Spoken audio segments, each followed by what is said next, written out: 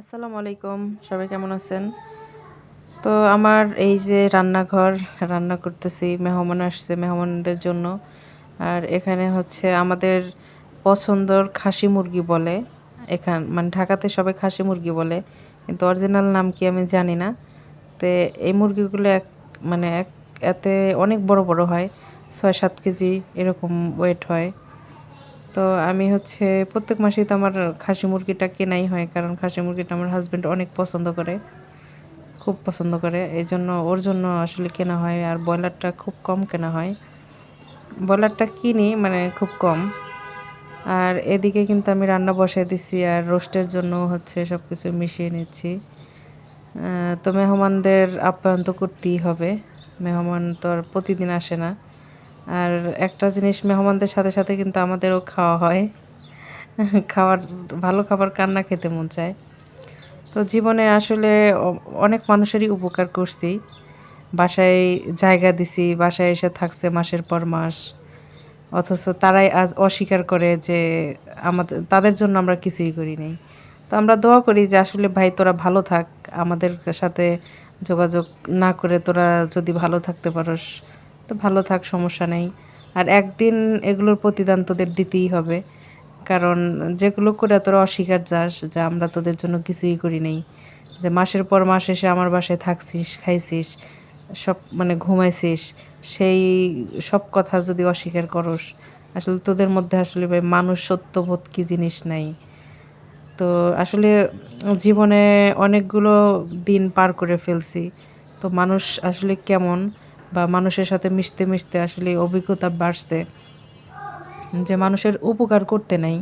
সত্য কথা এটা। মানুষের উপকার করতে গেলে নিজের আসলে বাসটা আগে খাইতে হয়। এটা বাংলা কথা। আপনি বাঁশ মানে উপকার করবেন তো বাঁশ খাবেনই 100% শিওর। এজন্য ভাই নিজের মানুষের উপকার না করে পর মানুষের উপকার করেন। কারণ পর মানুষের উপকার করলে অনেক মানে পাবেন, উপকার হবে। নিজের মানুষগুলো হচ্ছে বেইমান বেশি হয়। মানে খারাম বেশি হয় এগুলো মানুষ। এগুলো মানে যে প্লেটে খাবে ওই প্লেটই ফুটা করবে। সো এইগুলো মানুষ থেকে দূরে থাকেন, পর মানুষের উপকার করেন, সে দোয়া করবে। আর কিছু করুক বা না করুক আপনার ক্ষতিও করবে না, দোয়া করবে। আর নিজের মানুষগুলো আপনার কাছে এসে খাবে, থাকবে, অথচ আপনার নামেই মানে বদনাম করবে। এগুলো মানুষ থেকে দূরে থাকেন সবাই, তাহলে ভালো থাকবেন। আর আমি তো আল্লাহর রহমতে আল্লাহ অনেক ভালো রাখছে আমাকে। আর আমি তো সাবধান হয়েই যাব বা হয়ে গেছি অলরেডি। তো মানুষ যতই মুখে মধু দিয়ে কথা বলুক না কেন, সেগুলো বুঝতে পারছি যে মানুষের মনে এক আর মানে বাইরে এক। তো এগুলো হচ্ছে মানুষরূপী পশু। এই পশুদের কাছ থেকে যারা নিজেকে রক্ষা করতে পারবেন তারাই ভালো থাকবেন। আর শ্বশুরবাড়িতে একটা কথা কি, শ্বশুরবাড়িতে বউদের সম্মান কখন থাকে? যখন তার হাজব্যান্ড শ্বশুর শাশুড়িকে টাকা দিতে পারবে, তখন দেখবেন যে তার মতো ভালো ছেলে আর ভালো বউ দুনিয়াতে আর একটাও হবে না।